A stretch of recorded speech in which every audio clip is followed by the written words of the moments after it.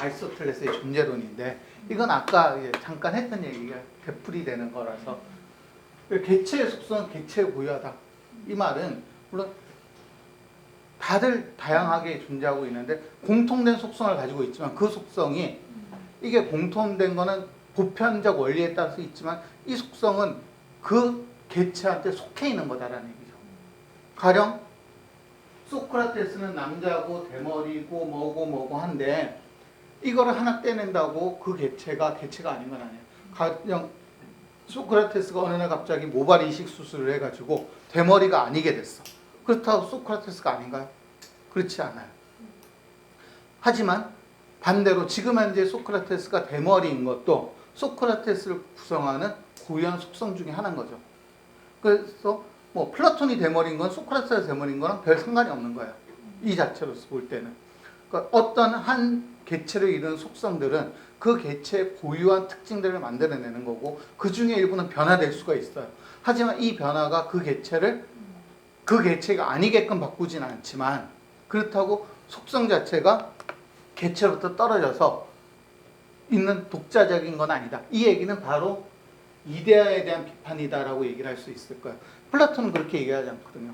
플라톤은 개체 안에 여러 가지 이데아들이 있는데 그 이데아는 저쪽에 있는 이데아적 속성이 있는데 이 속성은 원래 있던 이데아를 모사한 것에 지나지 않는다라고 했고 이 말은 개체에서 그 속성이 고유하지 않고 개체와 같이 움직이지 않는다는 얘기를 하는 거죠.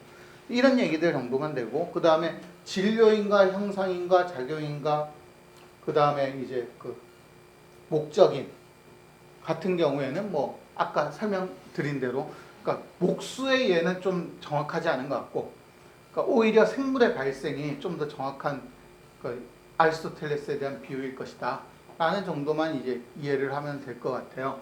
그래서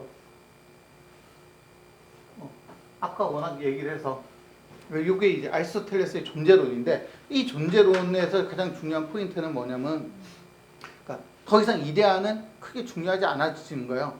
아리스토텔레스 오게 되면 개별적인 실체가 가장 중요한 거고 근데 개별적인 실체가 일정한 한계를 가지고 있다는 것도 동의를 해요. 아리스토텔레스는 거기서 이제 진료들이 한계를 가지고 있다는 것도 다 동의를 하고 하지만 여기서 작용인에 대해서 얘기를 하자면은 이 작용인은 무수히 많은 거죠. 그러니까 아까 목수가 작용인이 될 수도 있고 정자와 난자가 작용인이 될 수도 있고 그래서 농부가 작용인이 될 수도 있겠죠. 식물을 키워. 그럼 이때 씨를 뿌리고 이 씨에다 물을 주고 뭐 하고 하는 건 다 농부잖아요. 그럼 이 농부가 작용인이 될 수 있는 거죠. 그런데 이 얘기는 뒤집어서 얘기하자면은 뭔가 작용인이 무수히 많다는 것 자체가 이미 뭘 의미하는 전 세계를 움직이는 단일한 어떤 혼, 신 이런 게 있을 수 있을까라는 생각을 하게 하는 거죠. 작용이라는 게 어떻게 보면 우주 전체를 움직이는 원리 또는 배후 조종자 뭐 이런 정도가 되는 건데 이 작용인 자체가 각각의 발생 과정에서 다양하게 존재할 수 있다. 그러면 공통된 작용인이 존재하지 않는다는 얘기니까 이 얘기는 나중에 신에 대한 얘기를 하면서 한 번 더 할 수 있지만은 개별적인 실체를 만드는 게 꼭 신에 의해서 이루어지는 게 아니구나 라는 것들에 대한 얘기들도 같이 해볼 수 있겠다 라는 것 정도만 하고 넘어가면 될 것 같습니다. 그래서 뭐 그렇고요. 근데 또 하나는 이제 여기서 중요한 게 형상인이 먼저다. 진료인에 대해서 이 얘기는 중요하게 짚고 넘어가야 될 것 같아요.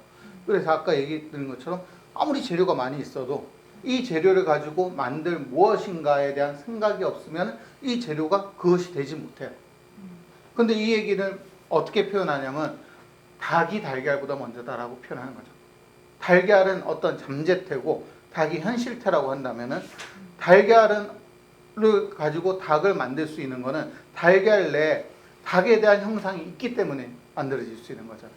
그런 의미에서 닭이 달걀보다 우선이다 라는 얘기를 주로 하는 게 이제 형상인과 진료인에 관한 얘기를 하는 건데 여기서 이제 중요한 거는 이 형상인을 작용인이 가지고 있을 수도 있고 작용인이 가지고 있지 않을 수도 있어요.